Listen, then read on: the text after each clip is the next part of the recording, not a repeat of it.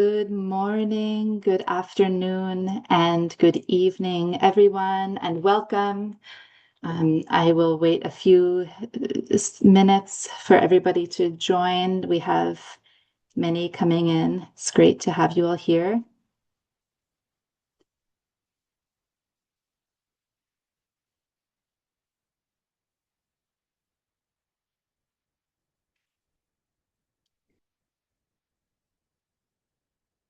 Please, we note we have interpretation, so please select your language in the interpretation bar. And we still have folks coming in. Seeing many of you, welcome.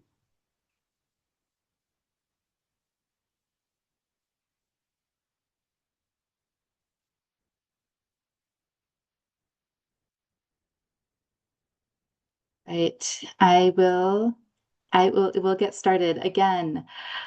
Good morning, good afternoon, and good evening, everybody, and a warm welcome to all of you. We're very happy to have you joining our session today. My name is Abby Gunner, and I am Senior Program Officer of Climate and Labor at the Solidarity Center in our Climate and Labor program. Before we begin, as I mentioned a few seconds ago, please note that we have speakers today speaking in English, Portuguese, and Spanish. And we also have interpretation in Bahasa Indonesia and Thai. So please be sure to select your preferred language at the bottom of the Zoom screen. And we will also be recording the event today and make it available in all of these languages. And Eid Mubarak to those who are celebrating. I know it's not possible for everyone to join it live today, but we will make those recordings available. This expert exchange is the 16th of a series of such exchanges as part of the Innovation Regions for a Just Energy Transition program known as IKI JET. This is a consortium project that aims to support and accelerate just transitions away from coal to renewable energy and other sustainable economic activities.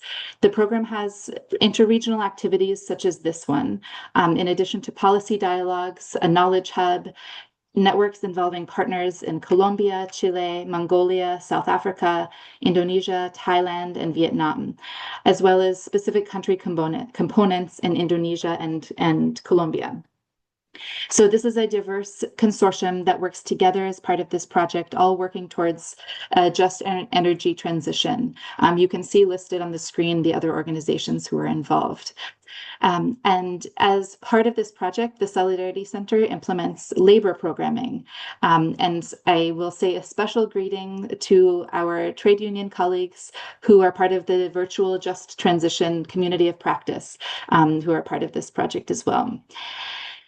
So for those who are not familiar, I will introduce the Solidarity Center as an organization. We are the largest US-based international worker rights organization. We partner with over 1,000 trade unions and grassroots organizations in more than 60 countries to strengthen worker voice, rights, and power. Our work is grounded in the belief that working people are essential agents of change. And we support workers in their organizations and unions to improve conditions in their workplaces, shape public policy, and hold employers and governments accountable. Our climate and labor program connects global climate priorities with worker-led action. And we work to ensure that climate strategies are not only effective, but also equitable, durable, and deeply rooted in the people most impacted. So in the topic of our conversation today on energy transition, this is the approach that we bring here. So we are really excited. I am really excited for the conversation today and for the opportunity to highlight these wonderful experts that we have with us and the vital work that they do. So as we all know, working people face immense impacts because of energy transitions on their jobs, on their livelihoods, and in their communities, particularly in regions where coal has historically dominated the economy. The closure of mines and power plants represents a really profound socioeconomic devastation if left unmanaged. And so a truly just transition requires that these impacts are not just acknowledged, but also actively planned for, ensuring that climate action doesn't leave ruin in its wake. So in countries and regions across the globe, trade unions are mobilizing to drive the just transition agenda forward. And as we all grapple with the economic and political and technical complexities of the energy transition, from closures to then new industries and sectors that are emerging, a critical challenge really emerges. Unions must deeply understand the lived realities of the workers and broader communities that they represent. And they also must draw the lines between these realities and the proposed policies and plans that are coming from governments, from companies, and engage in policy advocacy, collective bargaining, social dialogue. This grounded insight is really essential, both for unions to develop their own proactive strategies and then also to really accurately project the impacts of proposed policies and plans, and to also really fully understand how workers fit into this question, both as drivers and providers of the labor of the systems that we're transitioning away from, and also in the same way in the systems that we're moving towards and how. So this is exactly where our experts today come in, and we are really very fortunate to have them with us. The three colleagues, you see their photos on the screen, representing us, or joining us, represent union and labor movement linked research institutes operating on the front lines of these transitions in South Africa, Colombia, and Brazil.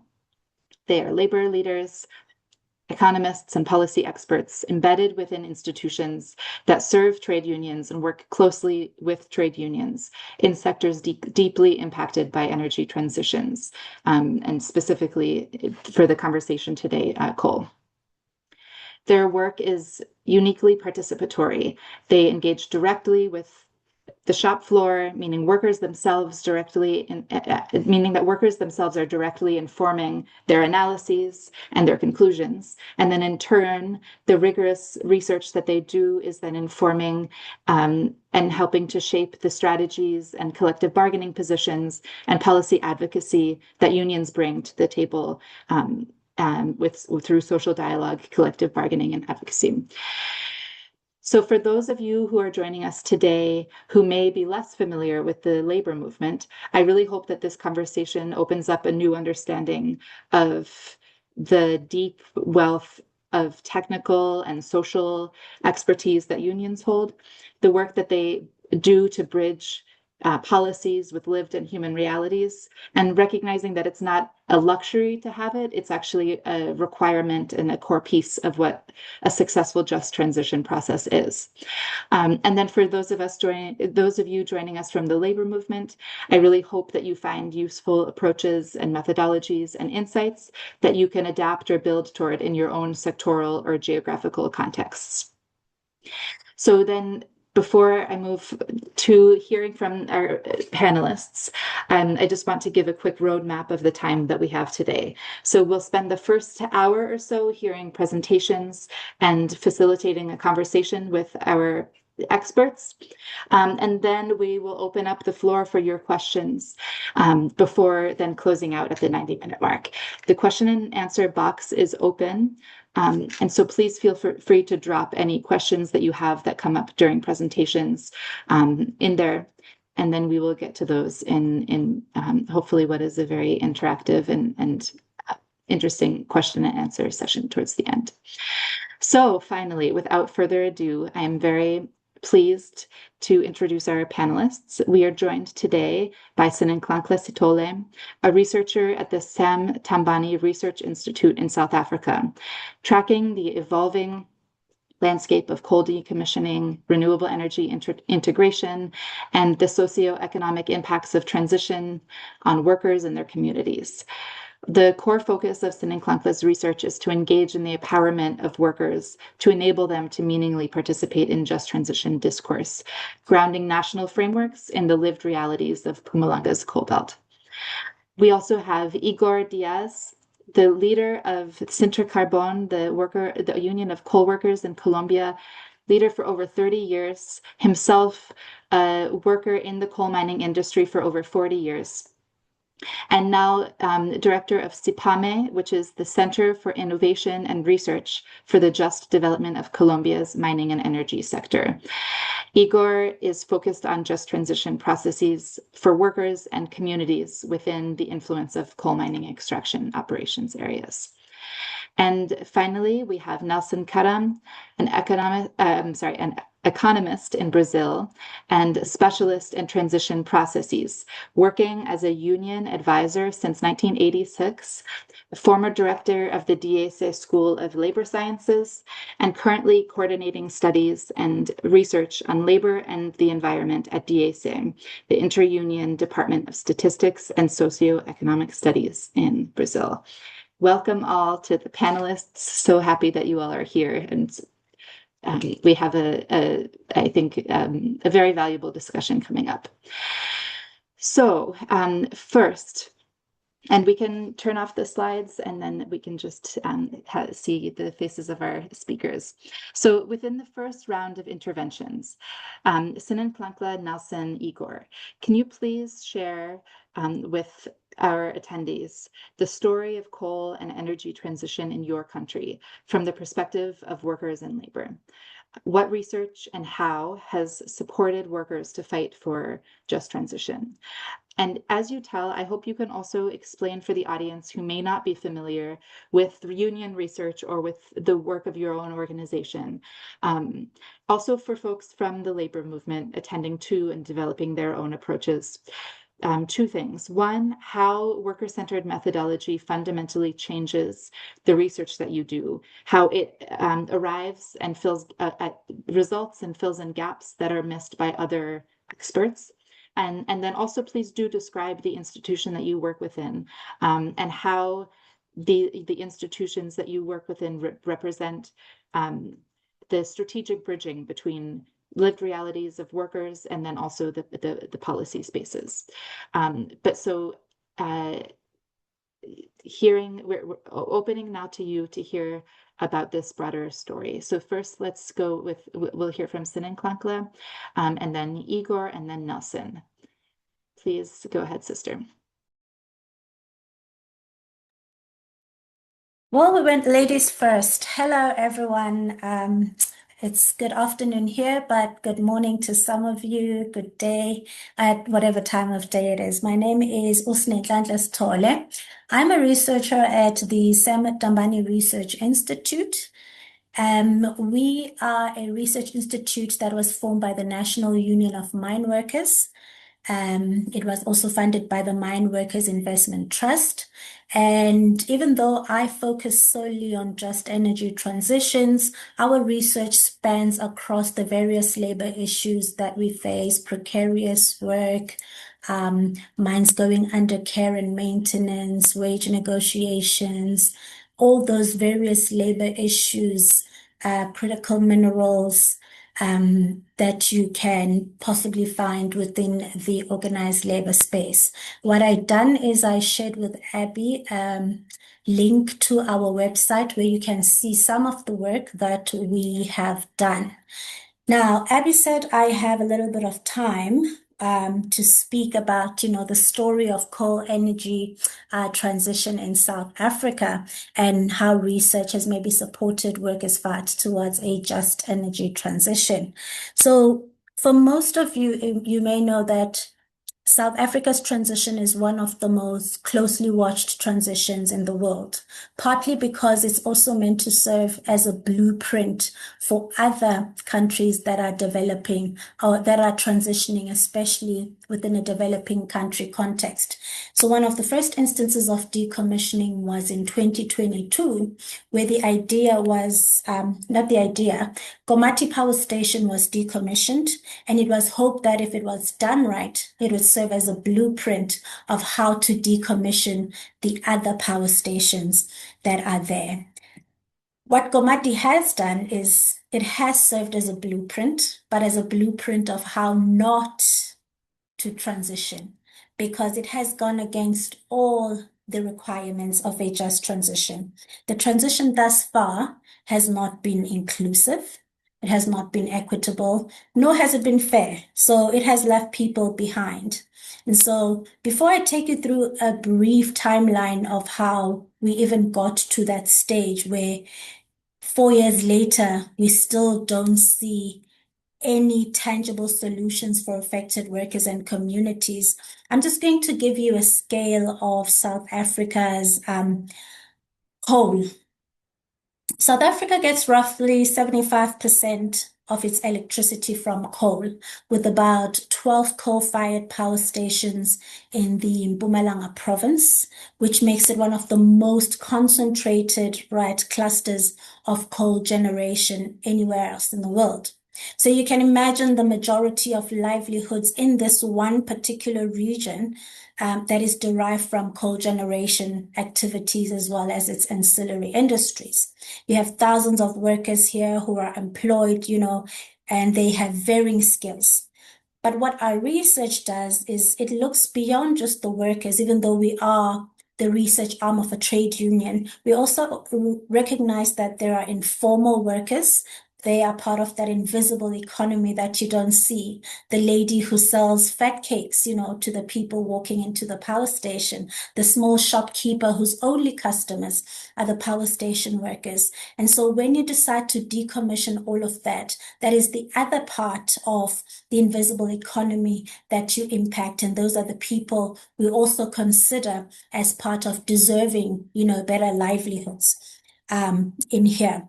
And so when you speak, and perhaps then just a brief idea of how South Africa started its coal journey towards decarbonization. So since 2011, South African trade unions have been speaking about climate change, climate policies. In 2011, COSATU, which is the Confederation of South African Trade Unions, what COSATU did in their Congress, they put out a policy document, and then they started speaking about just transition more explicitly and how it can impact workers. Right. So fast forward to 2016, South Africa then commits to reducing its carbon emissions through the Paris Agreement, through its nationally determined contributions. That is what we call NDCs for most. And so the NDCs are reviewed after every 5 years, and we have, again, from an organized labor perspective, placed comments in that NDC, and it was submitted in October 2025. That's our recent NDC. So in 2020, and this is something South Africa has very well, we established, or the president established, the Presidential Climate Commission. So what the Presidential Climate Commission did is it consists of trade unions, academics, activists, and so it's institutionalized social dialogue. We already have NEDCLAC, which was just tripartite, consisting of only workers, government, and business. But what NEDLAC does is it includes communities, youths, traditional leaders. It really includes anyone and everyone who can be impacted. And then it hosts multi-stakeholder dialogues. And then in 2022, which is, no, sorry, this is 2020. 2021, you have the JET Ps that are forged at COP26. And then 3 months later, the president then establishes a presidential climate task team. And so they were supposed to negotiate the transition trajectory of the country. And then 7 months later, you have Komati Power Station, which was decommissioned. Now, this is where the whole thing starts. You decommission in 2022, but you only get funds that are supposed to assist you in the decommissioning for workers, for alternative livelihoods, for economic opportunities. You only get those funds a month later in November. Now, one of our biggest fights is that these funds was a 497 million rand, a fund from the World Bank. And of that 497, only 10 million was a grant. So it means that as a country that's already struggling, we indebted ourselves further, further exacerbating our inequalities. And so this shows you that in South Africa, in terms of our decommissioning story, we kind of we put the cart before the horse, and the horse is slowly trying to catch up to the cart. But we've already used, that those decommissioning funds, but we have not seen how they translate and help workers. But anyway, in COP27, the president then says, here's a just energy transition investment plan that is going to guide decommissioning for the country further. Now, this JET IP, we call it, this JET IP said we want to decommission 3 more power stations between 2023 and 2027. And that is when research, organized labor, civil society organization said no.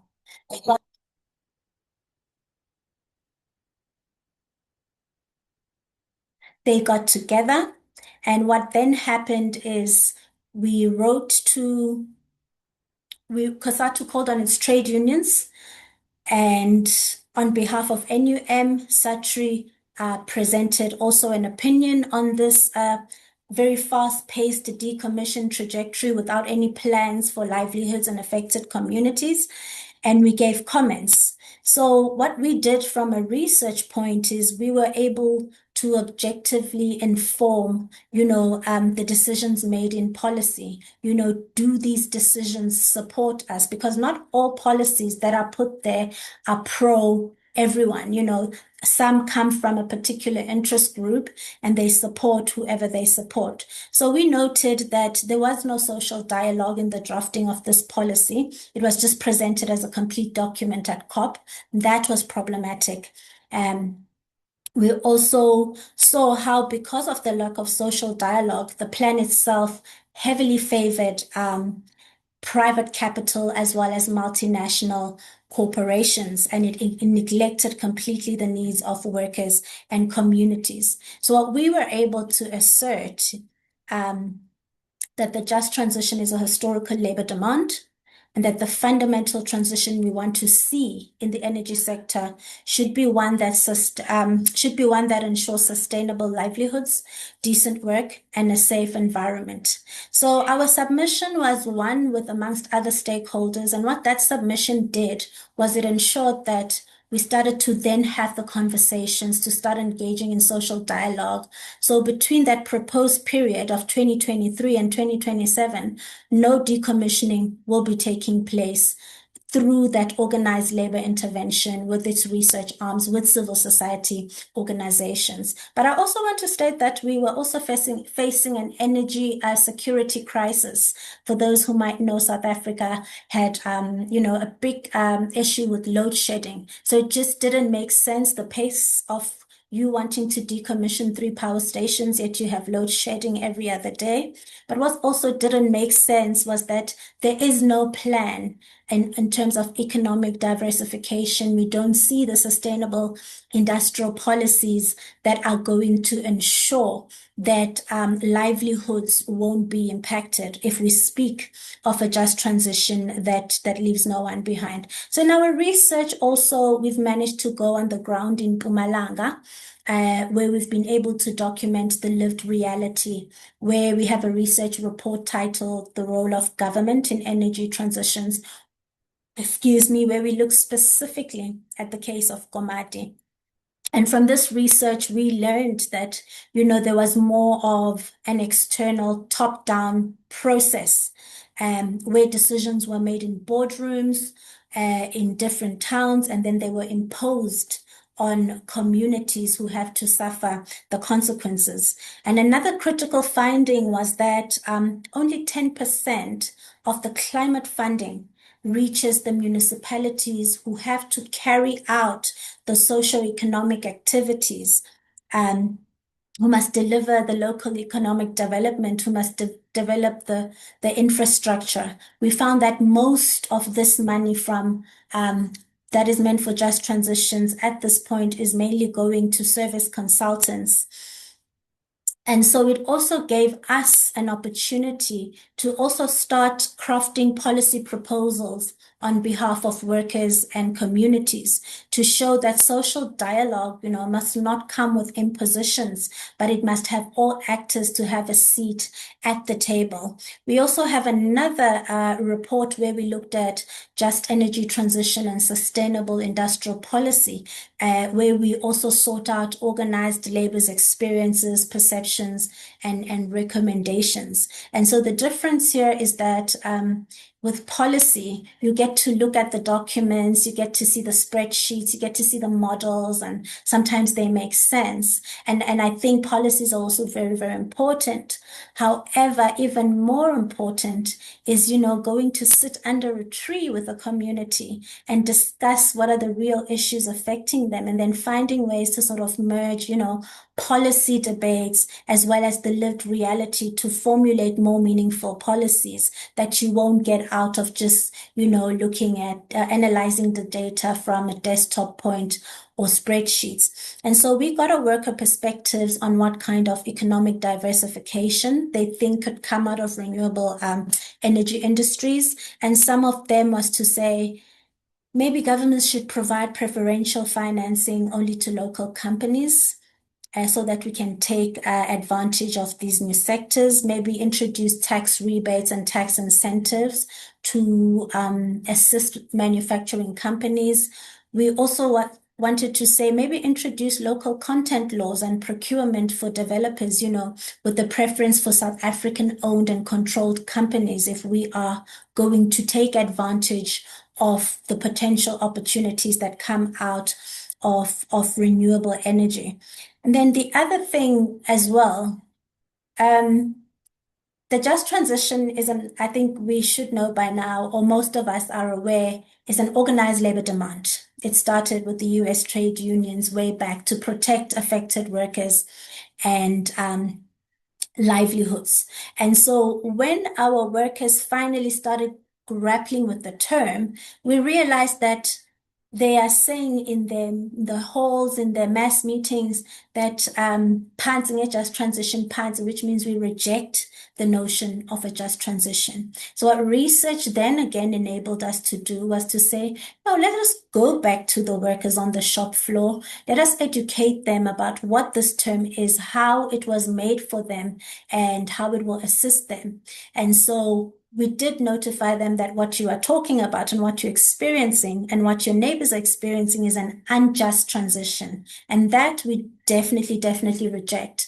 But the concept of just transition is meant to protect you as workers in these spaces. So you also asked a little bit, do I still have a bit of time? Just like, let's say a minute, and then we'll go back to you later so we can. Okay. No, then I'll get into that later about the worker-centered methodologies, but I do have a response for you on that. Thank you for now. Perfect. Yes, thank you so much, Sinan Klankla, sister. I think you described this interplay between policy analysis and engaging directly with workers, and I think that we will definitely get to this later. This is something I really wanted to ask you about, so we'll get back to that too. I think also, just to say, I think what you shared also really highlights how, in terms of energy transition, there's analysis of impacts of plans and policies, but then there's also the work of organizing with workers and unions to be developing policy proposals and plans. As you mentioned, specific ideas for requirements within economic diversification plans and policies and sustainable industrial policy. This is the interplay of, workers are not just being impacted, workers are providing labor and, shaping the current and then the future, and should be such. So now I'm happy to turn to Igor to hear from the context in Colombia and the interplay again with the story of coal and energy transition, and then also how unions like Sinter Carbon are interplaying with with CIPAME on research and policy.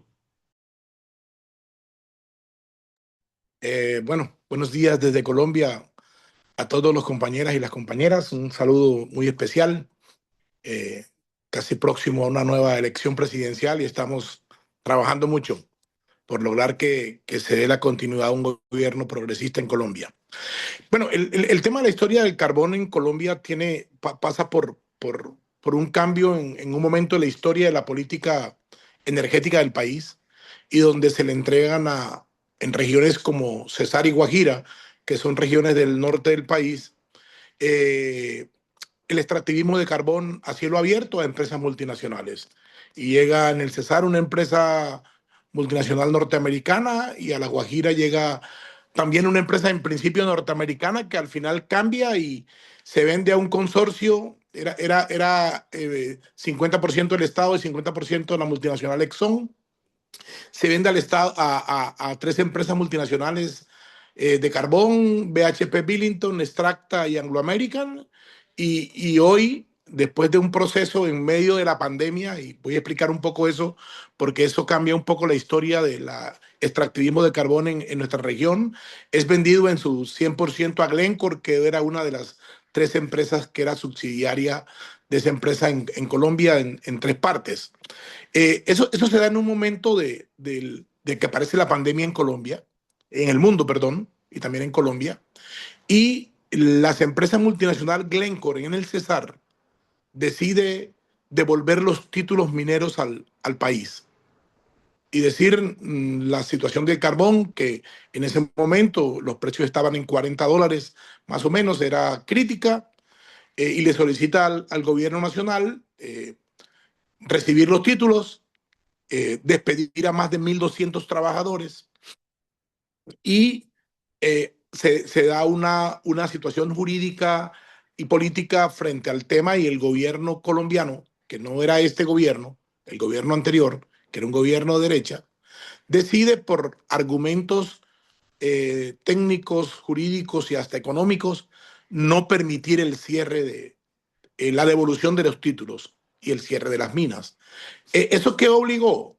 A potenciar y en mayor medida, perdón, discúlpenme, hice algo que no debía, no dije quién soy y de dónde vengo, perdón, voy a devolverme un poquito. Mi nombre es Igor Díaz, soy dirigente de Sintracarbón por más de 40 años, eh, por un apoyo de la FNB de Holanda, de la Central de Trabajadores de Holanda. Hubo un apoyo por vía de Industrial, que es nuestra federación internacional, la posibilidad de crear un centro de innovación y de investigación para prepararnos para una posible transición futura. Y desde ahí nace de tres sindicatos: el Sindicato del Petróleo, que es la Unión Sindical Obrera, sin el Sindicato de la Electricidad, que es Sintraelecol, y Sintracarbón, la posibilidad de la creación de ese organismo de investigación para los trabajadores y para las comunidades.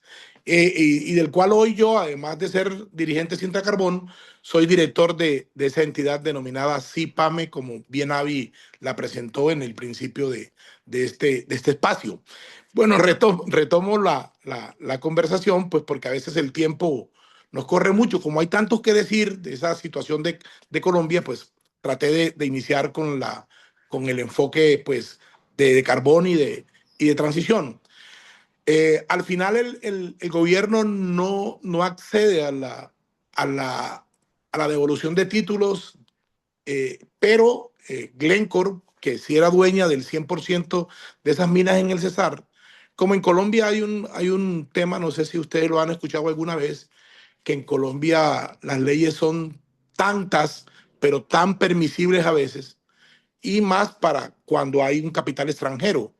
Entonces encontró Glencore la oportunidad de, aunque el Estado le había dicho que no habían argumentos técnicos ni jurídicos ni ambientales para autorizar el cierre parcial de la mina, devolvieron los títulos mineros. O sea, en ese momento se genera una crisis, no solamente institucional, sino social, porque nuestros departamentos, Cesar y Guajira, fueron departamentos que eran intensivos en el tema de la agricultura y la ganadería en su momento, antes de la minería, que generaba además mucho empleo, y cuando llega el extractivismo de carbón nos los venden o nos los proponen como la solución a los problemas sociales y laborales de los departamentos, pero finalmente los estudios demuestran que la minería no es intensiva en mano de obra, y fue mucho más la expectativa que las realidades.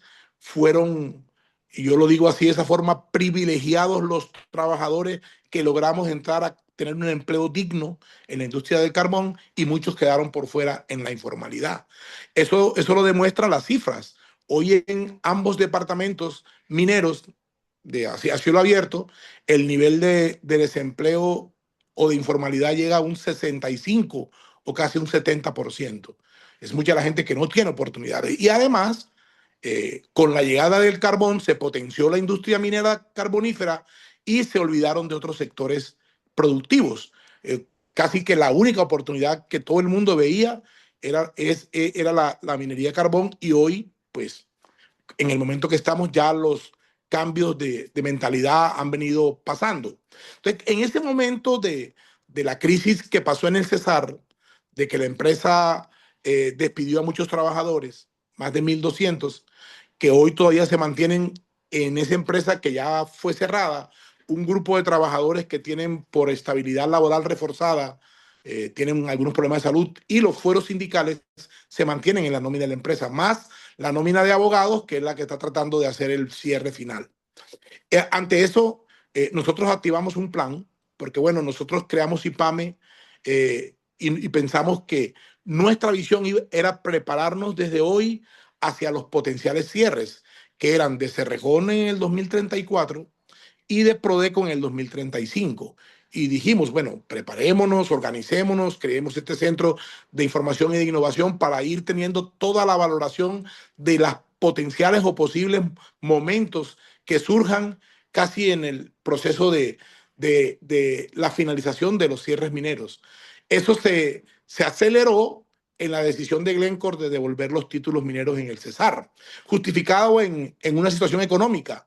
Lo que nadie esperaba y que pasó fue que al tiempo que decía en el Cesar que devolvía los títulos por situaciones económicas, compraba el 66% en la Guajira de Cerrejón, una transacción multimillonaria que no obedecía al argumento que tenía en el otro departamento, y que el gobierno tomó también como argumento para decir: no te autorizo el cierre temporal, y proceden pues a la devolución de los títulos. ¿Eso qué pasó? Generó una crisis social en el departamento del Cesar, porque somos regiones dependientes, no habían alternativas de trabajo, habían hasta oportunidades externas, porque la gente dependía de lavarle la ropa a los mineros, de alquilar viviendas a los mineros, de darle la comida a los mineros, porque estas minerías extractivas de carbón potenciaron más el trabajo tercerizado que el directo.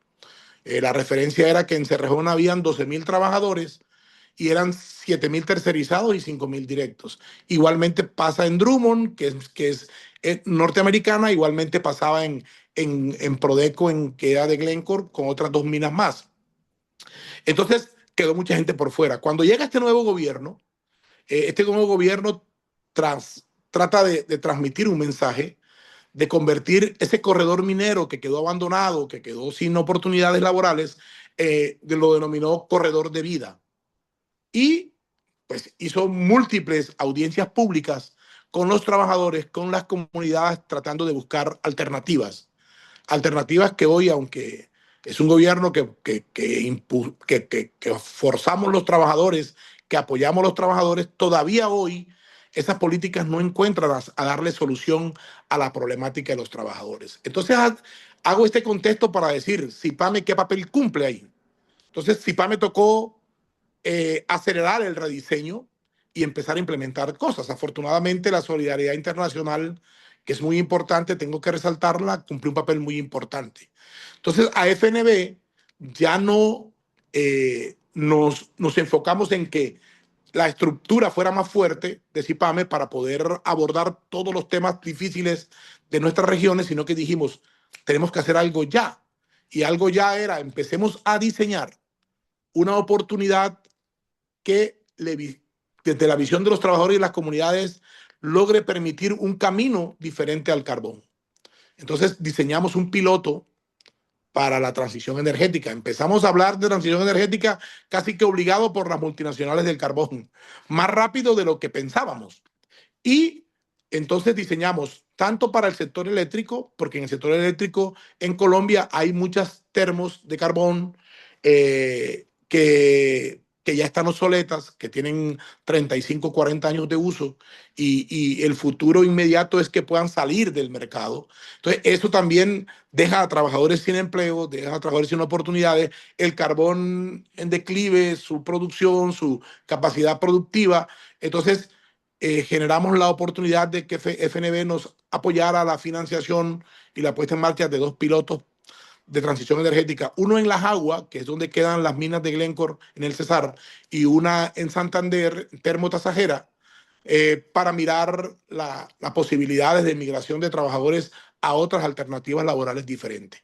En termotasajera, en la térmica, al final, la empresa que se conectó rápidamente con el proceso de hacer sesiones para trabajar conjuntamente empresas y trabajadores con el apoyo de CIPAME y todo lo que habíamos consolidado en materia de investigación, porque logramos, pues, teníamos una ventaja. Los trabajadores eran afiliados a los sindicatos que formamos IPAME, era fácil llegar a ellos para decir ustedes qué piensan, cómo ven frente a un cierre, frente a una terminación de las labores productivas de una empresa, dónde se ven ustedes, qué oportunidades ven, miremos a ver, hicimos un muestreo de qué pasaba económicamente y productivamente en cada región para mirar alternativas. Y bueno, allá en Termotasajera el proceso se detuvo, que venía por buen camino, pero en Las Aguas sí logramos seguir avanzando, porque ya en Las Aguas había una determinación de las empresas y de despedir a los trabajadores, teníamos un sinnúmero de personas que no tenían oportunidades y empezamos ahí a trabajar con fuerza el tema. Afortunadamente, bueno, surge del gobierno actual una propuesta de las comunidades energéticas que era asignar paneles solares a comunidades afectadas por extractivismo de carbón para que desde la perspectiva de la generación de energía se visionara oportunidades productivas y de desarrollo de la región. Entonces nosotros pensamos un proyecto piloto que dependía de las comunidades energéticas, pero que activaba procesos productivos desde la agricultura y desde no solamente la siembra de productos para consumo interno y nacional, sino también para producción de animales del consumo natural de la gente, de la vía porcina, las gallinas y una serie de animales, que eso necesitaba tierra, la gente. Primero para la puesta en marcha de la comunidad energética y lo otro para los proyectos productivos que estábamos diseñando. Una tierra en una región minera se vuelve excesivamente costosa y bueno, ahí nos tocó hacer un convenio público-privado con una empresa que estaba montando unidades solares en la región y con ellos, por vía del Ministerio de Minas que nos presentó, logramos hacer la adjudicación y un acuerdo en comodato por 30 años de la tierra y nosotros con la comunidad energética les suministrábamos un nivel de producción de energía a ellos, que ese es el negocio de ellos, y el resto de energía era para el proyecto productivo que estábamos diseñando aquí, que todavía está en proceso de estructuración. Ya tenemos la tierra, ya tenemos la comunidad energética y hemos avanzado en eso. ¿Eso de qué nos sirvió? De una posibilidad de crear un mecanismo de experiencia que nos permita ir avanzando hacia otros temas. ¿Por qué? Porque, bueno, el carbón de Cerrejón, que está a 9 años, la fecha de finalización es de 2034, y este ejemplo aquí en el Cesar, que se dio por vía de la presión de la empresa y de la salida de la empresa, nos permitió avanzar en la creación de esto para ir tomando espejos o reflejos que nos permitieran ir avanzando aún programáticamente sin llegar el tiempo en la Guajira para tener alternativas donde podría migrar la gente. Porque parte del problema en estas 2 regiones es que no hay oportunidades productivas.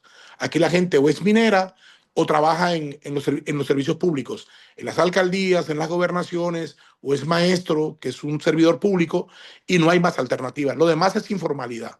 Entonces, nosotros desde CIPAME, que hicimos estudios de la realidad de las comunidades, de la realidad de los trabajadores, tenemos todos esos insumos, Hicimos una propuesta de DECIPAME de política pública al gobierno que llegó hoy, que sale muy pronto.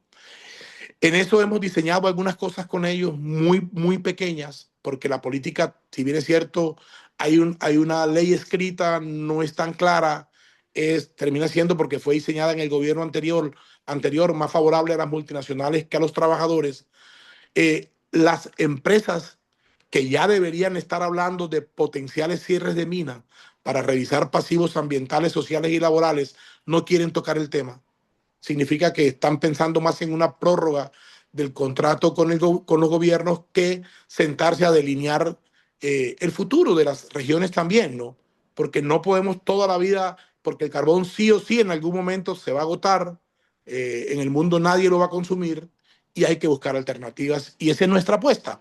Nosotros desde CIPAM hemos activado pues, con equipos técnicos, tenemos investigadores, tenemos personas que nos han ayudado mucho. Nosotros, como había una relación con FNB de Holanda, logramos con la Universidad de Wageningen, no sé si la pronuncié bien, que ellos tienen experiencia en Holanda en materia de restitución de tierras con comunidades, en materia de transición.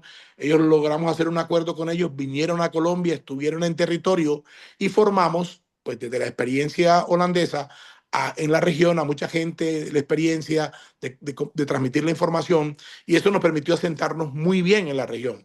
Y por eso el proyecto de las aguas tiene resultados, si bien no finales, en el tránsito de la estructuración va muy bien. Nosotros hemos venido tocando muchas más puertas para poder abrir muchas más oportunidades.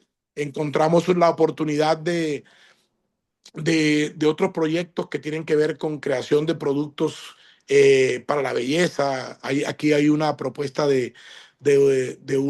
con una mosca, es un animalito, no sé si conozcan la mosca, pero la mosca, hay una mosca que se llama mosca soldado en Colombia, que produce un material que bota la mosca y ese material se toma, se toman en la recolección de basura, uno introduce la mosca ahí y la mosca en sitio va produciendo un material que se utiliza para productos de belleza en Colombia y ya hay una apuesta de algunos dos proyectos y a nosotros nos parece que en las aguas, donde no hay oportunidades, puede servir para buscar alternativas laborales y productivas para la gente.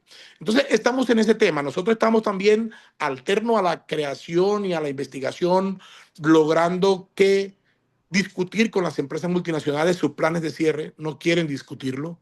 Nosotros hemos diseñado proyectos con apuestas de apoyo, Igor, perdón.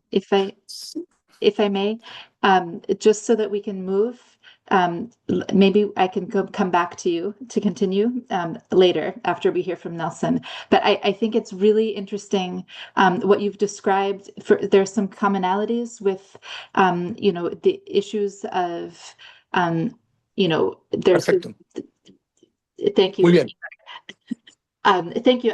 But I think it's a really a great example of, again, a research institute who has the capacity to be engaging with the unions and with the workers, also with the mind to what's next, which other workers are impacted, what are the other ideas that are in the region, also very based in the regional context. But we'll get back to you a little bit more. And thank you, Igor, for joining during a very busy political time, I know. But now, so we can hear from everybody and then come back to continuing the conversation. Let's turn to Nelson. Nelson from DEC in Brazil. Nelson, can you please share with us the situation and the context in Brazil and the work that you as an economist are doing with your organization? Bem, bom dia, Abi, bom dia a todos, obrigado aí pelo convite. Eu sou Nelson Caran, sou economista, eu vou falar um pouco rápido aqui, porque o tempo é bastante curto, espero que não dê muito trabalho aos tradutores, né? Eu trabalho numa organização brasileira que se chama DIESE, que tem mais de 70 anos de idade. É uma organização intersindical, significa que todas as correntes do movimento sindical fazem parte dela. Temos atualmente 700 entidades sindicais filiadas de diversos setores, não só da energia, mas diversos setores de atividade no Brasil. Nós realizamos trabalhos de pesquisa, como custo de vida, desemprego, fazemos trabalhos de assessoria e negociação e também no campo da educação, né? Então, é uma organização do movimento sindical brasileiro, que produz conhecimento para a classe trabalhadora. Nós temos, desde 2018, e eu tive a felicidade de ser o diretor da época, de implantar uma escola de ciências do trabalho, é pioneira no Brasil num curso, um bacharelado interdisciplinar em ciências do trabalho, que inaugura na Academia Brasileira um novo campo de conhecimento, com uma proposta pedagógica de construção de conhecimento a partir dos trabalhadores e não sobre os trabalhadores, né? Então, é um instituto que produz um conhecimento voltado para a ação sindical, diferente um pouco das atividades de produção de conhecimento da academia, né? Nós atualmente temos um núcleo de pesquisa sobre trabalho e meio ambiente, do qual eu faço parte. Eu vou trazer um pouco de contexto também para vocês aqui sobre o processo de transição justa no Brasil, que vai um pouco numa linha um pouco diferente da experiência da Colômbia e da África do Sul, porque, diferente desses países, no Brasil nós não temos uma política nacional de transição justa, né? Nós temos iniciativas concentradas aí em alguns ministérios, em alguns governos subnacionais. Nós não temos uma política nacional de transição justa, nem para o carvão, nem para os combustíveis fósseis, nem para outros setores da atividade, né? Todos sabemos que a transição justa é um conceito em disputa, né? Hoje em dia, infelizmente, capturado aí pelo greenwashing, né? Então, aquela visão original do sindicalismo americano de se incluir o trabalho nos processos de transição justa tem perdido força, né? Não só no Brasil, mas em outros países também, por conta de ter virado uma grife, né, para o greenwash. O Brasil, diferente dos países do norte global, já tem uma matriz elétrica limpa, né? Hoje mais de 88% de fontes renováveis de energia, mas precisa avançar muito na descarbonização da sua matriz energética, que hoje ainda é 50% dominada por combustíveis fósseis, né? Então, a realidade energética do Brasil é um pouco peculiar em relação aos outros países. Mais peculiar ainda com relação ao carvão, né? O carvão responde por 1,5% da fonte de eletricidade do país, né? Diferente da Colômbia, diferente da África do Sul, diferente de outros países aí que têm ainda uma presença muito forte do carvão, mas aqui a participação é pequena, o número de empregos também diretos é em torno de 2.500 e indiretos em torno de 36 mil empregos diretos e indiretos, o que é uma dimensão muito pequena frente ao mercado de trabalho no Brasil hoje, com aproximadamente 102 milhões de ocupados, né? As atividades do carvão estão concentradas na região sul do Brasil, em 2 estados, sobretudo as atividades de extração e beneficiamento, e com uma característica também que essas atividades estão localizadas em pequenos municípios, onde a atividade do carvão é a principal fonte de geração de renda, né? Hoje no Brasil nós temos 3 usinas termoelétricas à base de carvão, eram 4 mais recentemente. Dessas 3, uma era estatal e depois o processo de privatização no Brasil, todas as 3 são empresas que geram energia, são empresas privadas. Os salários pagos na atividade de extração e beneficiamento do carvão giram em torno de 4 salários mínimos do Brasil, algo em torno de $1.200, e é o dobro, por exemplo, da remuneração média das fontes de energia renováveis, o que isso já também traz um problema que nós vamos colocar mais à frente da transição, né? Sair de uma atividade que paga o dobro para eventualmente migrar para uma atividade que paga a metade hoje dos salários da indústria do carvão. Uma outra peculiaridade aqui é que mais de 70% do carvão utilizado no Brasil é importado, né, sobretudo da Colômbia. Então, nós temos muito que dialogar aí com o Igor Dias e com os companheiros da Colômbia a transição, porque a maior parte do carvão usado no Brasil vem da Colômbia. O Jazz iniciou em 2022 um trabalho então de aproximação com os sindicatos de mineiros e eletricitários para discutir essa agenda da transição energética, porque muitas ações começavam a ser tomadas no âmbito do governo, apesar de não ter um plano de transição. Por exemplo, o Poder Judiciário no Brasil bloqueou a abertura de novas minas de carvão aqui na região sul. As linhas de financiamento público para as atividades de carvão foram encerradas, né? Então havia um movimento de constranger a atividade do carvão no Brasil, que ensejava então que os trabalhadores se envolvessem nessa agenda. Mas diferente dos trabalhadores do petróleo, que o Jazz também faz um trabalho da transição lá, os trabalhadores mineiros ofereceram muita resistência a entrar nessa discussão da transição energética. Também um quadro diferente aí do que o Igor Dias trouxe da Colômbia, né, quando o Sindicarvão entrou nessa discussão. Aqui no Brasil, os sindicatos de mineiro ainda tinham muito receio de enfrentar essa agenda, por conta, obviamente, de uma preocupação em relação à perda de empregos, a dificuldade de se recolocar em outros setores de atividade pelo perfil hoje do trabalho dos mineiros, né?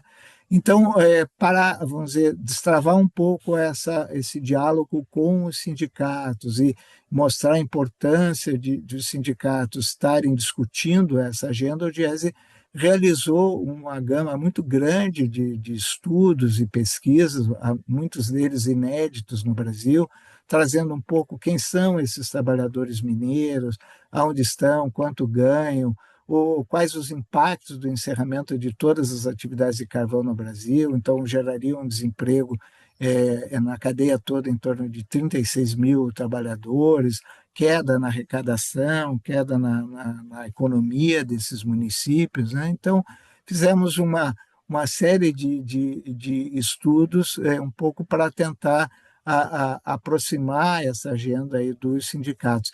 Promovemos uma série de atividades de formação que foram muito importantes, porque havia muito desconhecimento em relação a essa realidade das mudanças climáticas, né? Então, os sindicatos mineiros diziam que o carvão no Brasil não era responsável por estar provocando essas mudanças climáticas, então não entendiam muito, né, que essa na verdade, é uma agenda global que envolve decisões locais, mas, enfim, através dessas atividades de formação, isso começou a ficar um pouco mais claro para esses conjuntos de trabalhadores, né? Nós aproximamos os sindicatos de mineiros e eletricidades e outras categorias que também estão passando por processo de transição no Brasil, fruto, né, dessa agenda ambiental, como, por exemplo, os carros elétricos, o impacto no trabalho dos metalúrgicos, né, o impacto do aquecimento nos trabalhos rurais. Então, a nossa estratégia foi aproximar essas agendas de outras categorias de trabalhadores. Realizamos um intercâmbio, isso foi também muito interessante, de trabalhadores brasileiros com trabalhadores latino-americanos, para conhecer a realidade da própria Colômbia, do México, do Chile, além de também seminários com experiências internacionais, como a transição do carvão da Espanha e da Alemanha, né? Então, essas iniciativas aproximaram esse trabalho junto aos sindicatos de mineiros, mas a virada de chave, e aqui vamos dizer, a contribuição que eu gostaria de deixar, foi uma pesquisa que nós realizamos em loco, né, uma pesquisa qualitativa, não só com trabalhadores do carvão, mas com dirigentes sindicais, com empresários, com representantes de governo, aposentados, outros movimentos sociais. Há numa das regiões carboníferas a presença de um movimento social muito forte no Brasil, que é dos trabalhadores sem terra, que são assentados, que produzem alimentos ali na região do carvão. Então, fizemos uma pesquisa reunindo todas essas, olhando para todos esses atores sociais, e isso foi, o resultado dessa pesquisa foi extremamente importante, né? Nós usamos uma metodologia que foi inspirada na história de vida e na memória das pessoas do carvão, né, com um enfoque psicossocial da trajetória de vida. Então, foi uma pesquisa que as pessoas puderam falar menos, vamos dizer, num primeiro momento, da transição justa e mais da sua história de vida. Isso nos trouxe informações fantásticas para depois dar continuidade ao trabalho, né? Então, eu vou só pontuar algumas desses resultados e depois, se tiver mais tempo, eu compartilho também um pouco mais da metodologia que nós usamos, mas o resultado dessa pesquisa, por exemplo, nos possibilitou reconhecer que a questão do carvão ela fazia parte, vamos dizer, da cultura daqueles trabalhadores. Então, sair desse trabalho do carvão não significaria só uma perda, vamos dizer, monetária, uma perda financeira, mas uma perda também de identidade desses trabalhadores com a atividade do carvão, né? Então, tem um componente cultural aqui muito forte que nos fez entender um pouco daquela resistência inicial dos sindicatos em abraçar essa agenda da transição. Ao mesmo tempo, a pesquisa provocou, ela trouxe o trabalho para o centro dessa discussão da transição energética. Como os outros companheiros já falaram, muitas vezes o trabalho, no debate da transição justa, ele está sempre uma dimensão deixada de lado, ou há um esforço muito grande em cuidar do meio ambiente ou da transição econômica das empresas, e o trabalho nem sempre é central nesse debate. Então, essa pesquisa também ajudou a trazer essa centralidade do trabalho. Ela incentivou os sindicatos a incluírem cláusulas de transição justas nos seus acordos coletivos, né? Então, fomentou uma melhor negociação dos sindicatos junto às empresas nesse tema da transição justa. Trouxe uma relação de confiança, né, não só com o Diese, mas com os pesquisadores todos, em saber que nós estamos ali fazendo esse diálogo todo para apoiar, então, que essa transição justa não deixasse ninguém para trás, né? Então, isso estabeleceu uma relação de confiança com todos os atores sociais, não só com os sindicatos. Ela permitiu a nos identificar um ponto central ali, que era o medo, né? O medo fazia parte de todas as narrativas dos atores sociais.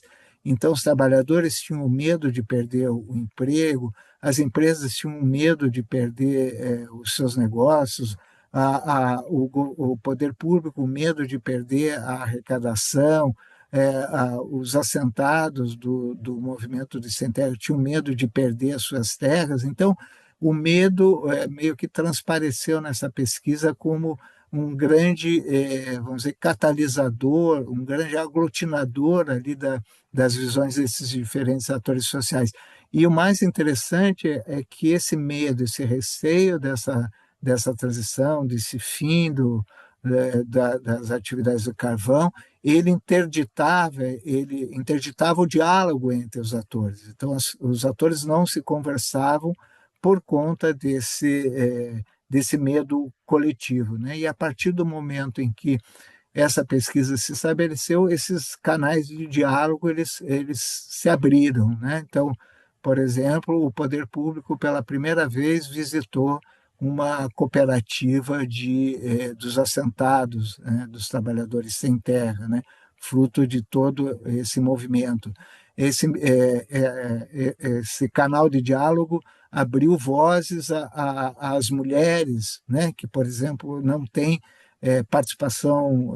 tem uma participação muito pequena nos empregos do carvão, né, porque são empregos basicamente de homens, então trouxe essa realidade, né, de uma transição e o impacto para o emprego das mulheres. O outro ponto desmistificou também a riqueza do carvão, né? Essa ideia de que a riqueza gerada pelo carvão ela é insubstituível na região, né? Mas aí nós problematizamos com essa pesquisa para onde que vai essa riqueza do carvão. Então, identificamos na fala de diferentes atores, não só dos trabalhadores, a visão de que essa renda gerada pelo carvão ela ia para fora daqueles municípios, né? Ela não ficava localmente, fazendo com que esses municípios se apresentassem com grandes problemas de infraestrutura econômica e social, não tinham hospitais, não tinham praças. Então, a questão da desigualdade social também emergiu dessa pesquisa. Finalmente, né, essa pesquisa levou a isso que o Igor também já trouxe na experiência da Colômbia, a olhar para aquele território e ver possibilidades de diversificação produtiva para além do carvão, né, para sair dessa dependência do carvão. Então, foram feitos vários estudos mostrando o potencial produtivo de outras atividades ali para aquela região.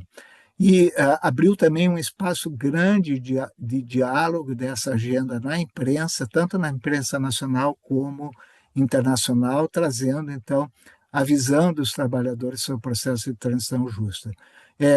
O final dessa história, nesse momento no Brasil, né, apesar das ameaças de fechamento por falta de contratação do governo federal da usina à base de carvão, essa contratação elas foram adiadas até 2040, então deu um pouco distensionou um pouco a pressão ali sobre mudanças de curto prazo na realidade do carvão, mas ao mesmo tempo trouxe de fato essa agenda da transição energética justa para os trabalhadores do carvão ali na região. Bom, rapidamente foi isso e depois nos debates eu posso aprofundar um pouco melhor essas ideias. Obrigado. Thank you very much, Nelson. That's all really interesting. And I think we can all see the intersections between experiences across what each of the three experts have just shared. I'm going to go with one more question, and then we're going to start integrating some really excellent questions that we're getting in from the question and answer box with previous planned questions, and then we'll go to the questions. So I'm going to be sort of merging questions for the rest of the session. So yes, for those in the audience, please think and share your questions with us as you have them. But I would like to go back to Comrade Sinan-Klankla. So we've talked a lot about methodology now across the three interventions. So hearing about there's an element of policy analysis, and then there's the element of engaging with workers. And as what Nelson just described, in a certain methodology, research methodology, really engaging with workers, it becomes an organizing activity in and of itself. It's not just a matter of sort of receiving information and walking away with it. There's the action element. And so, Comrade Sinan-Klankla, you have in your own work, you've sort of gone from policy analysis to then also participant action research. So I'd love if you could share more about these approaches. How do both approaches bring important perspectives to drive just transition in South Africa, and what is needed more of? And also, please describe what participatory action research is for anyone who may not be familiar.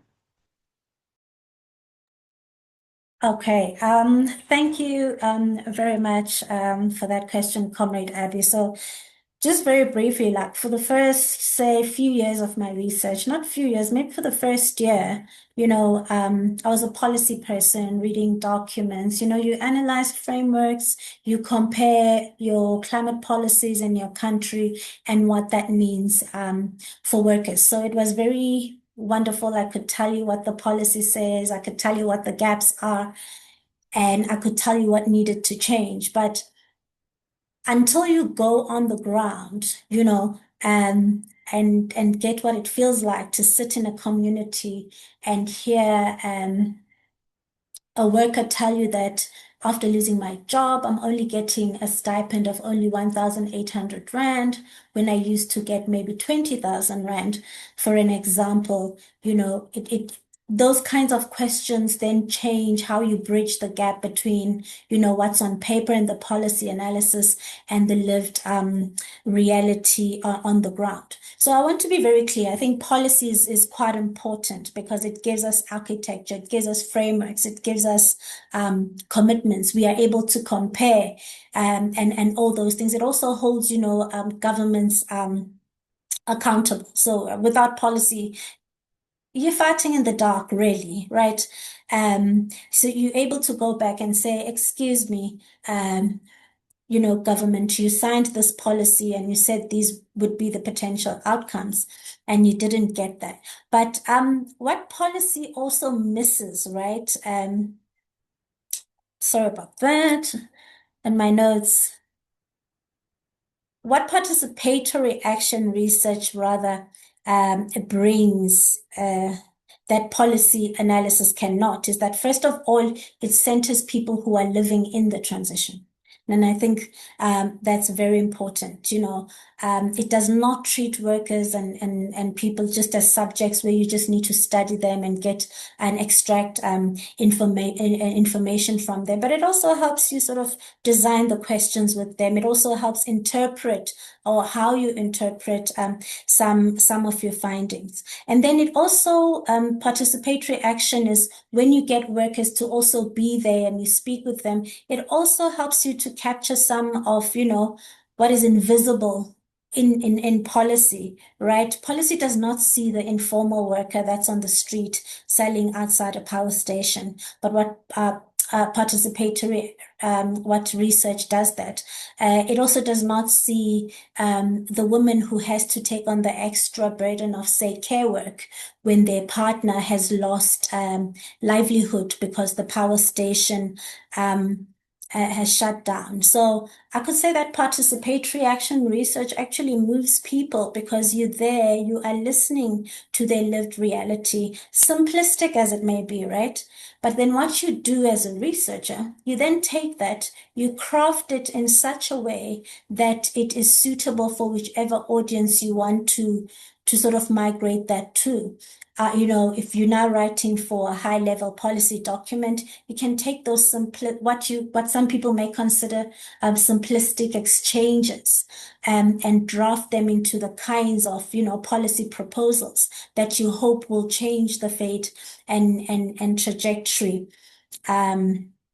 of us. So you also find with participatory action research, you find that when you go into the communities, you find women telling you we're excluded or we're not invited into these community meetings, or what are the kinds of problems that, what are the kinds of care work that prevents us from even participating? And so you're then able to start to open up a space to say, how can we then accommodate women to participate more in these issues, in these matters that affect their daily lives? So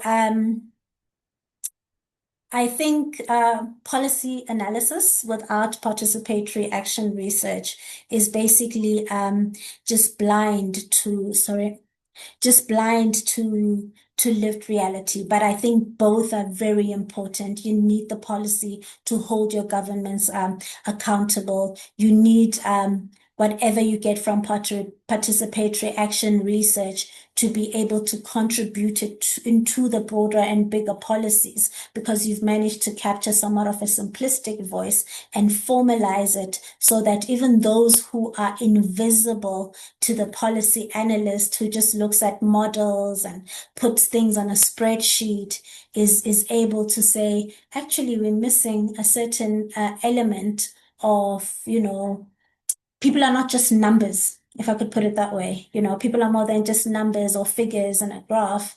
They are actually living beings with actual realities, and that is what the participatory research does. So you have your focus group discussions, you have your key informant interviews, depending on the kinds of research you want. If you want gendered responses, you become intentional about the kind of gendered responses that you want by saying, okay, I'm going to have a focus group of, say, only 20 women, and I'm going to ask for this kind of information from them. So participatory action research may take time, but it also builds trust. It also tells the community that people are not just writing about us or our experiences from a policy and textbook desktop analysis, but they actually hearing our reality from us, and I think that's important.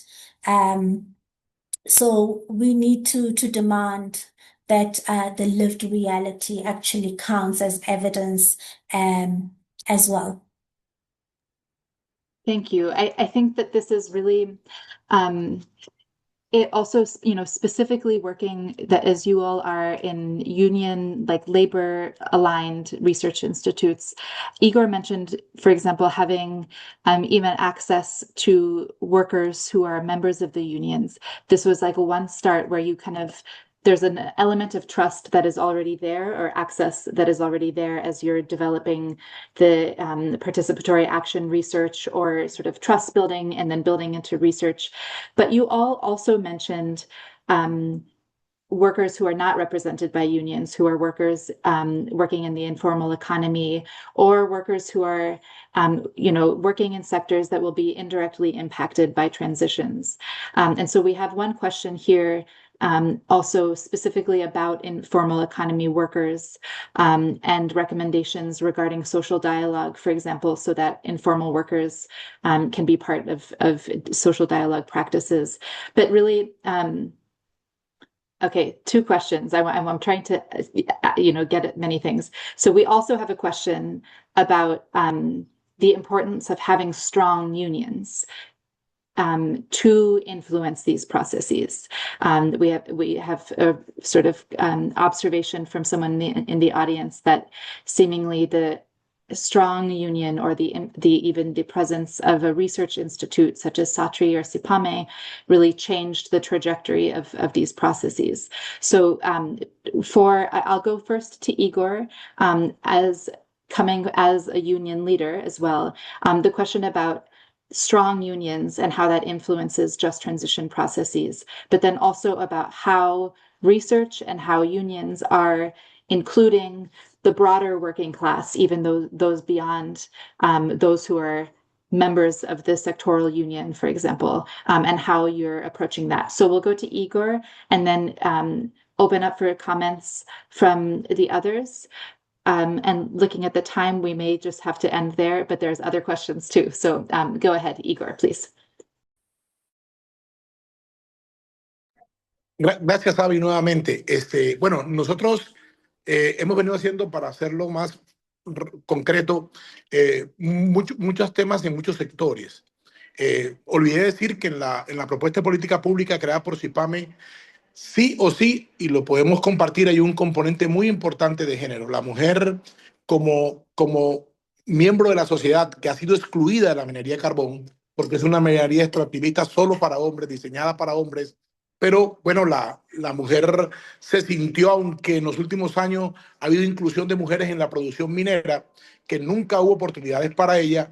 Para nosotros el componente de género es muy importante.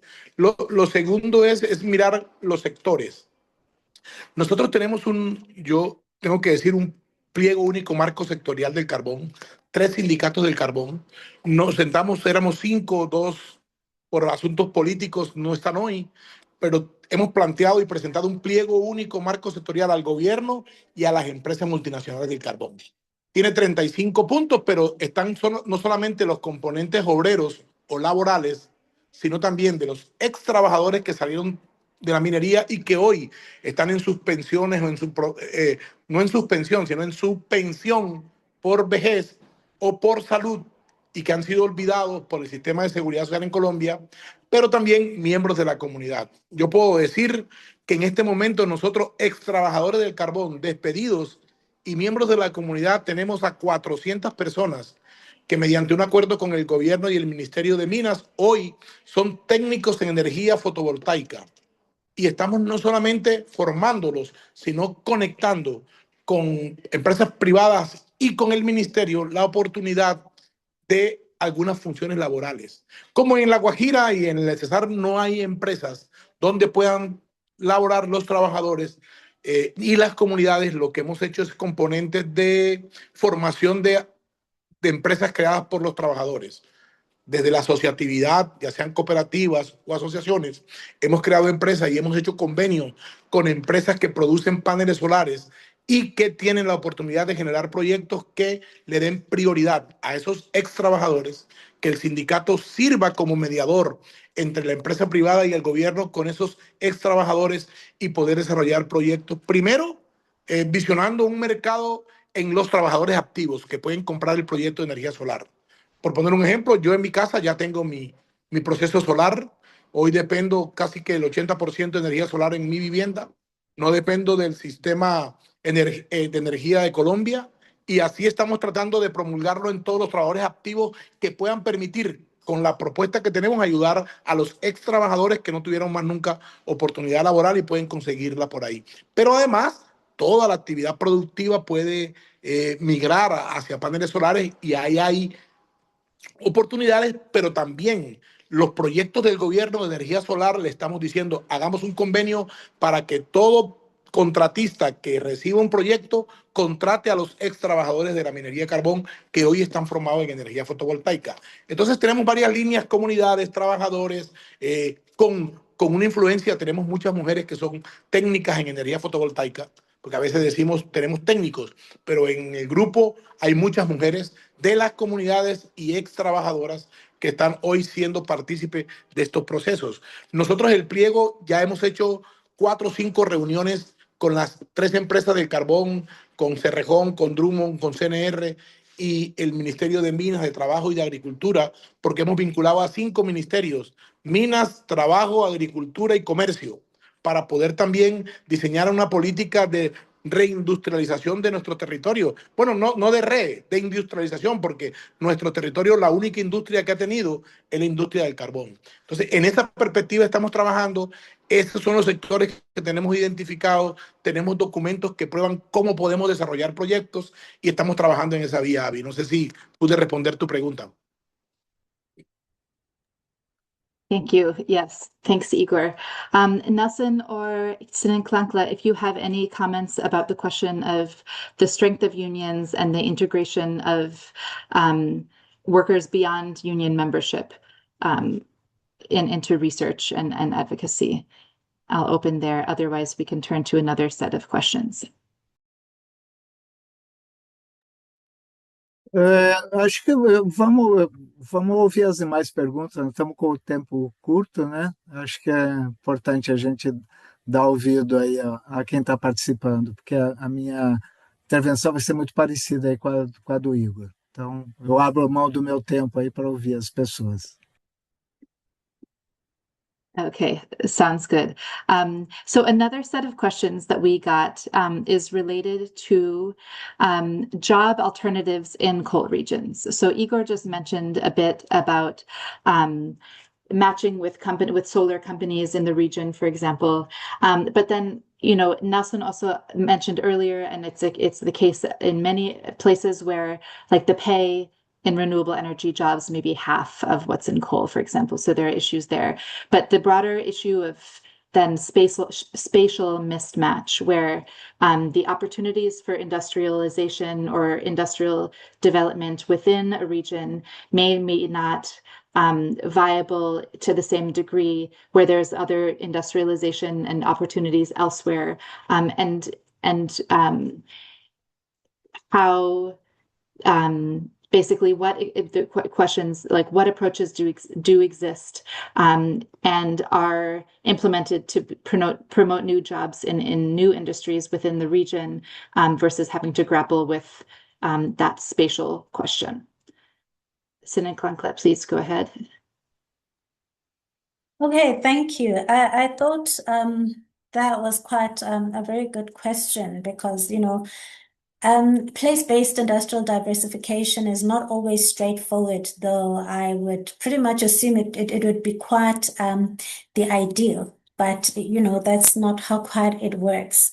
So you find that the job opportunities, or rather if you shut down a power station, then the job opportunities, say in the renewable energy sector, like in our case, are in a whole different region altogether. And so this requires families to just root themselves up from where they've built a life, where they have family, where they've called this place home, and move to a whole different place. And so this is not always possible because some of the jobs are short-term or these new opportunities in renewable energy. And like Nelson mentioned, they don't pay quite as they do. So they don't have that element of decent work that we fight for. I think people who are more likely to move actually are maybe your youths who are starting off in these what you call new careers. And so yeah, I think maybe national frameworks, should maybe start creating sort of an enabling environment where you ensure that if there's going to be industrial diversification, it happens in the municipalities or in the affected towns. So one of our big issues, and I'd like to hear, which we're all struggling with when it comes to economic diversification, is there just aren't economic diversification opportunities for if you want to shut down and put out of employment thousands of people through one power stations, you're not going to replace those 1,000 jobs. What is being proposed in South Africa, which we are, I hope this is not a bad word, rubbishing as unions, is this idea of climate smart agriculture, where people are told that, no, you will have these vegetable gardens of cucumbers and strawberries and we'll introduce you to markets. And our argument is that I don't think these apparent agricultural opportunities were sitting there waiting for you to shut down a power station before you could realize them. So they're also not going to support the families at the scale, but we do feel that they are being introduced just so to blind workers into decommissioning and having them believe that there are alternatives. But I'd really like to know if other people have alternatives, because we believe that if any opportunities would be to come out, it would be through green industrialization opportunities. Make sure that you put up manufacturing sectors in these countries. But then we also know that because there's so many actors at play, China says, no, I'm keeping my IP. I'm not sharing my skill set with you. For a country like South Africa, we have critical transition minerals. Maybe it's time we start entering the debate on, is it possible to leverage those to say, for our minerals, maybe give us some of your technology so that you don't just see us as a market that you extract from, but we also give us our skills so that we can also develop ourselves. But to be quite honest with you, maybe just in short and in closing, the transition is not an overnight job. It's not the overnight job that they want us to believe it to be. Transformation, as we all know, takes time, and it will be years and probably decades before we get to some consistent economic activity. And so that is why from our trade union movement, we advocate for this idea of an energy mix, to say keep coal in the mix while we try to source out and suss out other industrial diversification strategies. Thank you. Thank you, comrade. And as always seems to happen with such rich interventions, we're really at time. But I want to go, for those who can stay on, and we'll have a recording, if you're able, Nelson, to have your own final remarks before we close out, because you hadn't been able to respond to the question. So final remarks from Nelson. Igor, if you have any final remarks, and then we will close. Oi, Leão. Bom, já agradecendo aqui novamente a participação. Assim, o recado final é que nós entendemos que um processo de transição energética, para ser justa, ele tem que ter alguns vetores importantes. O primeiro, que eu já mencionei que não há no Brasil, é uma política nacional de transição justa, né? O segundo, o vetor, que nós estamos falando agora, por exemplo, da questão da diversificação produtiva, né? Então, é necessário ter um plano de desenvolvimento para a região, né? Coisa que também aqui no Brasil e em outras experiências não existe. Um plano pensado, processos de construção de médio e longo prazo de diversificação. O terceiro ponto é fazer a construção disso através de diálogo social, né? Então, esse é um quarto elemento importante. E, finalmente, a questão do financiamento, né? O que nós temos visto aqui no Brasil é que, se você não tem uma fonte de financiamento direcionada para a transição, dificilmente ela vai sair do papel, dificilmente ela vai ser justa e dificilmente ela vai ter uma eficácia na prática, né? Então, esses quatro elementos são extremamente importantes para que a gente tenha a segurança de que essa transição vai ser verdadeiramente justa. Mais uma vez, agradecer aí a abertura e nos colocar aí à disposição. Toda a produção técnica que o Jazz fez está disponível lá no site, infelizmente a maioria em português, né? Mas quem quiser acessar, é só entrar lá no nosso site e vai ter a oportunidade de conhecer os nossos trabalhos. Obrigado.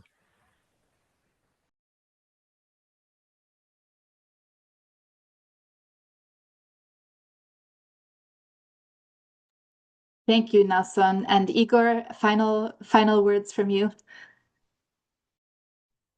Hola, Avi, gracias. Gracias a todos los compañeros que nos han acompañado hoy, compañeras. Bueno, hay un gran reto por seguir trabajando en los temas más importantes. Yo creo que todavía falta mucho para avanzar. Nosotros hemos venido aplicando algunos hechos desde los trabajadores sin haber una política clara por parte del gobierno nacional y sin el compromiso de las empresas multinacionales. Nosotros seguimos confiando y creyendo que estos procesos se hacen de manera tripartita, con Estado, o gobierno y empresas, trabajadores y comunidades. El gobierno colombiano, por intermedio del Ministerio de Trabajo, ha habilitado una negociación multinivel con mucha más forma o mucho más cuerpo jurídico que puede permitir avanzar en ese tema. Nosotros estamos evaluando la posibilidad de ir a ese camino para asegurar temas gruesos que no se discuten en las negociaciones directas, porque las empresas no quieren discutir temas de transición o de cierre en las negociaciones de empresa-sindicato. Entonces vamos a utilizar mecanismos legales de mucho más nivel para poder avanzar en eso. Porque finalmente en la mesa tripartita en la que estamos hace un año, hemos encontrado que las empresas van, no siempre, pero tampoco se comprometen. Porque como no hay un elemento legal que las obligue, entonces hoy tenemos un elemento legal que nos va a permitir avanzar hacia allá. Los sindicatos que estamos en la mesa tripartita estamos evaluando eso. Son los caminos porque aquí finalmente cuando uno se sienta en mesas, el diálogo social aquí no tiene ningún efecto. Sí, la OIT lo promueve, organismos internacionales lo promueven, pero aquí las empresas no se comprometen, el mismo gobierno no se compromete. Entonces, para eso los sindicatos tenemos que tener herramientas legales, que son las que estamos, bueno, este gobierno afortunadamente nos ha entregado herramientas legales y vamos a usarlas para seguir avanzando, para que los 35 puntos del Pie Único Marco Sectorial tengan resultados positivos, no solamente para los trabajadores, y para las comunidades, sino para dinamización económica de nuestros territorios, que de verdad hay mucha pobreza en nuestro territorio, hay mucha falta de oportunidades, hay renglones importantes económicos que se pueden activar, pero la falta de política pública no permite avanzar. Hay un tema que daña mucho más todos estos procesos, que es la corrupción política en nuestro departamento. Aquí, en mi departamento, de los últimos 12 gobernadores, 11 han sido detenidos y están en las cárceles por corrupción. Entonces no hay gobernabilidad, hay un tema muy complicado en el cual tenemos que sortear muchas situaciones, pero bueno, la fortaleza de los sindicatos ha permitido avanzar en estos procesos, no como queremos, pero sí en el camino correcto, y seguiremos avanzando. Gracias, y estos espacios también nos permiten conocer, intercambiar qué pasa en Brasil, qué pasa en Sudáfrica. La compañera nos ha permitido conocer mucho de allá que puede servirnos a nosotros, y creo que Avi puede servir de enlace para poder seguir trabajando estos temas que nos permitan avanzar. Muchas gracias. Thank you, comrade. Thank you, comrades Sinan Klankla, Nelson, and Igor. I hope everyone who has joined today feels like you have a sense of the wide, multi-pronged efforts that unions are taking, specifically through research, and the many, many outcomes that union research can have on worker-centered just transition, including community, including broad workers. We will have a follow-up write-up on the JET Knowledge Hub website, which will also include links to articles and resources from our speakers here today. And my email is here if anyone has any questions that would like to follow up with us or with any speakers. And thank you for your patience as we go over, and huge thanks to all of our, again, to the experts, to our many, many partners, and to the interpreters for making language access a possibility for us today. Many thanks, and please enjoy the rest of your days and weeks. Thank you. Chao, chao, chao. Gracias. Un gusto interactuar con ustedes.